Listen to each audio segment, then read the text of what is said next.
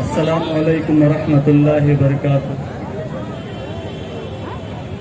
ఇక్కడికి వచ్చేసినటువంటి ప్రేక్షకులందరికీ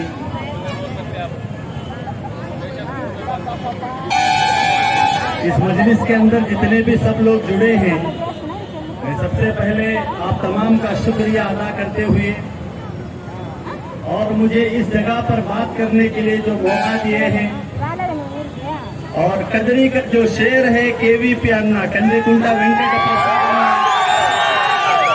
जिसके बाजू में खड़ के जो बात करने का मौका मिला, ये बड़ी बड़ी फखर की बात है।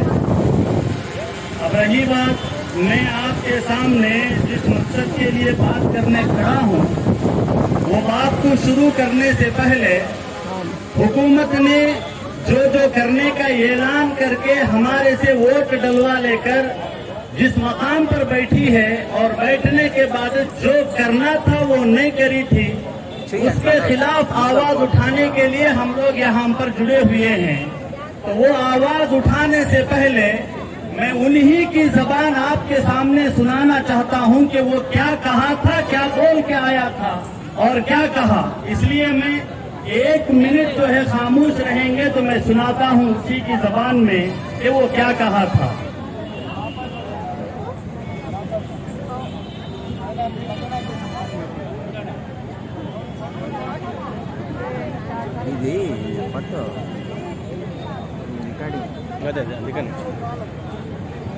इसमें आवाज की कमी होने की वजह से बात नहीं होती है।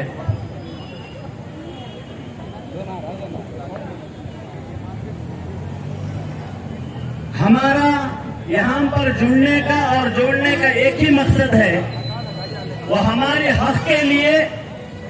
हमारे बड़े ये कहते थे, बाज मर्तबा जब हमारे हुकूक हमें नहीं मिलते हैं तो उसका मुकाबला करके हासिल करना है। तो आज हमारा हुकूक और हमारा हक हमें नहीं मिला है तो उसके खिलाफ आवाज उठाने के लिए हमें यहाँ पर जुड़े हुए हैं। आप सबको मालूम है कि जब नारा चंद्रबाबू नायडू साहब की जो गवर्नमेंट थी, उसके हुकूमत के अंदर मुस्लिम बच्चियों की शादियों के लिए 50,000 रुपये की रकम दिया करते थे। एक बाप को मालूम होता है कि उसकी बच्ची की शादी करने में कितनी तकलीफ होती है, उसके परिवार को मालूम होता है कि कितनी तकलीफ गुजरती है। बाप की उस तकलीफ को देखकर, बाप के उस बोझ को देखकर हमारे जो सीएम थे नारा चंद्रबाबू साहब ये कहने लगे कि आप अपनी बच्ची को शादी करेंगे, उसमें हम भी क्या है आपको सहारा देंगे। उस नाम पर क्या है 50,000 रुपये पैसे देते। जब उसके बाद जगन मोहन रेड्डी ने जब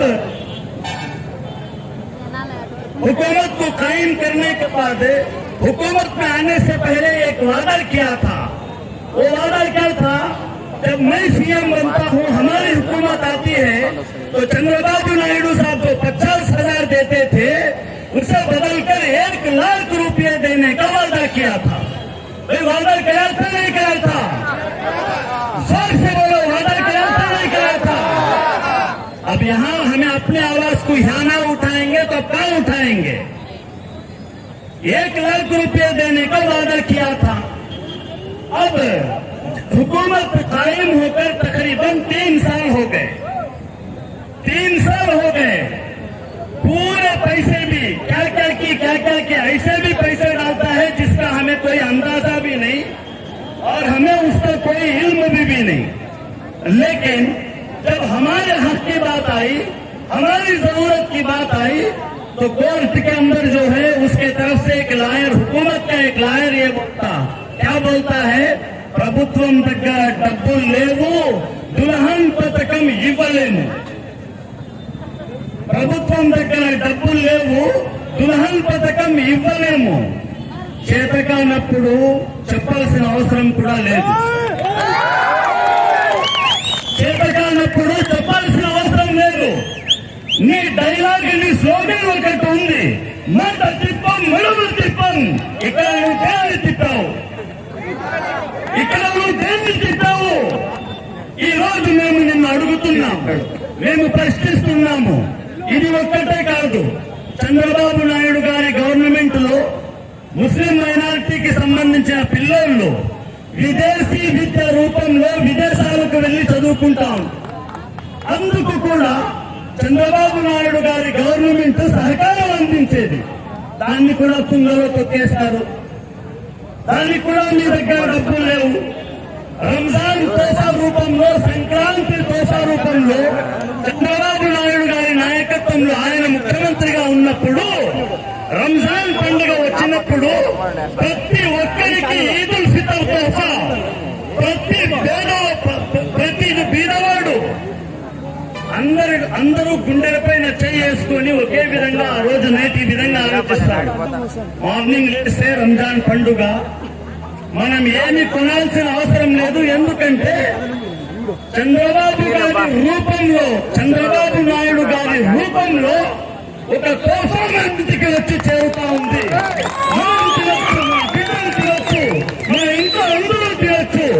పండుగ సమయంలో కూడా పస్తూ ఉండాల్సిన అవసరం లేదు అని ఒక భరోసాతో ఆ ఇంటి యజమాని, ఆ ఇంటి పెద్ద మనిషి ఆ నైట్ తన మనసులో యథార్థ లేకుండా హ్యాపీగా నిద్రపోయేవాడు. ఇప్పుడు పరిస్థితి అలా లేదు. సంక్రాంతి వచ్చినప్పుడు మన హిందూ సోదరులు కూడా, వాళ్ళకు కూడా తోఫా అంతేది. అది పాయ, ఇది పాయ, ఆ తర్వాత పునః పథకం పాయ, ఇంకా విదేశీ విద్య పాయ, ఇంకా ఏదైనా పోతాదో తెలియదు. ఇంకొకటి నేను విన్న దాంట్లో మీకందరికీ ఒక విషయం ఈ సభాముఖం ద్వారానే తెలియజేయాలనుకుంటున్నా. అయ్యా, అన్నగారి పక్కన నిలబడక ముందు నేను వేరే చోట నిలబడ్డా. వాడుకొని వదిలేసిన నాయకులతో ఉన్నా. అవసరం కోసం పిలుచుకొని అవసరం తీరిపోయిన తర్వాత వదిలేసిన నాయకుల చోట ఉన్నా. ఆ తరువాత మా ఫ్రెండ్స్ అన్నారు, ఏమన్నారంటే, వరా ఒక వ్యక్తికి మనం సపోర్ట్ చేస్తాము, ఒక వ్యక్తి కోసం మనం కష్టపడాలంటే ఎవరి కోసం కష్టపడాలి? అధికారంలో ఉన్నా లేకపోయినా తన కోసం జెండా మోసి, తన కోసం త్యాగం చేసినప్పుడు అతను ఎలా ఉందా, అతని నీడ, అతని చూపు ఎప్పుడూ మన వెంట, మన మీద పడే విధంగా ఉండాలి. అంటే అలాంటి నాయకుడిని వెన్నుకోవాలి, అలాంటి నాయకుడికి మద్దతు తెలపాలి, అలాంటి నాయకుడితో కలిసి రావాలి.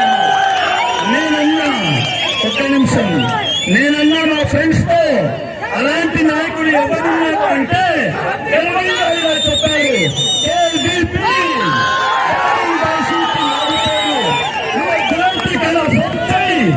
సపోర్ట్ చేయకపో, అతన్ని గడప నువ్వు. అన్నా, నాకు ఇలా బాధ ఉంది, నా పరిస్థితి ఇలా ఉంది, నాకు ఇలా ప్రాబ్లం ఉంది అంటే కులం చూడడు, మతం చూడడు, ఏ పార్టీకి చెందినవాడు చూడడు. నువ్వు నా గడప తెచ్చావు, నా ఇంటికి వచ్చావంటే నేను నీకు సహాయం చేస్తాననే నమ్మకంతో వచ్చావు. నీ నమ్మకాన్ని నేను ఎప్పుడు కొట్టను, దట్ ఈజ్ కందుకుంటాను.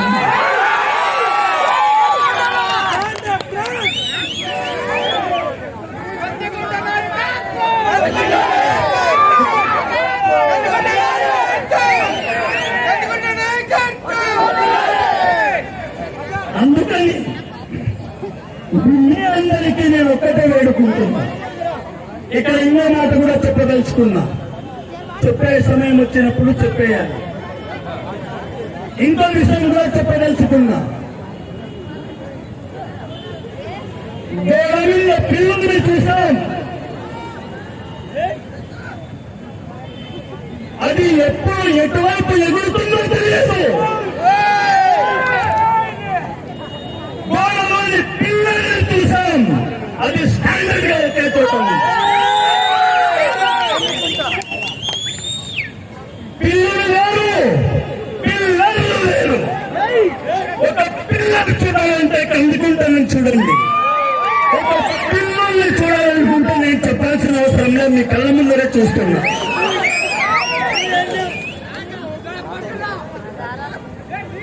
పిల్ల అనేది శాశ్వతంగా ఉంటుంది. పిల్లి అనేది ఎప్పుడు ఎక్కడ ఎలా దూకుతుందో తెలియదు. ఒకడు చికెన్ ముక్క వేస్తే ఇక్కడ దూకుతాడు, ఒకడు మటన్ ముక్క వేస్తే అక్కడ దూకుతాడు. కానీ మన అన్నగారు అలాంటి వారు కాదు. ముందు ఎలక్షన్, అంతకు ముందు ఎలక్షన్ స్టాండర్డ్ గా ఒకే ఒక్క పార్టీలో ఉన్నారు, అది తెలుగుదేశం పార్టీ. అన్నా సంపాదన కావాలనుకునేవాడు, తన కోసం బతికేవాడు, తను బతికితేనే చాలనుకునేవాడైతే ఎంతో మంది అన్నకి ఆఫర్లు ఇచ్చారు. ఒకే ఒక్క మాట అన్నాడు, నేను పార్టీని నమ్మాను, నన్ను నమ్ముకొని నా మిత్రులు, నా శ్రేయోభిలాషులు, నా ఆడపడుచులు ఎంతో మంది ఉన్నారు. నేను కూడా వాళ్ళకి ఎప్పుడు మోసం చేయలేదు, చెయ్యను కూడా. అందుకని ఒకే స్టాండర్డ్ పైన ఉన్నారు. ఇటువంటి మనసున్న మనిషి, మహనీయుడు, ఒకే పార్టీ ఒకే స్టాండ్తో ఇప్పటి వరకు నిలిచి ఉన్నాడు. ఇటువంటి మంచి హృదయమున్న వ్యక్తిని మనం వచ్చే ఎలక్షన్లలో ఎన్నుకున్నామా, గెలిపిస్తామా, ఓటు అనే ఆయుధంతో అనేది తింటున్నామా? ఒక్కసారి గట్టిగా అనండి, జై కందుకుంటా, జై కందుకుంటా. కందుకుంట గారి నాయకత్వం, కందుకుంట గారి నాయకత్వం. ఇంకో మాట,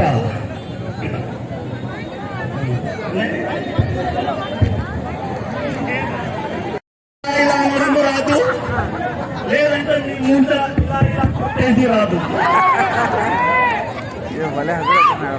ఏదైనా సరే ఓపెన్ గా మాట్లాడతాం. ఒక మాట ఏమంటే,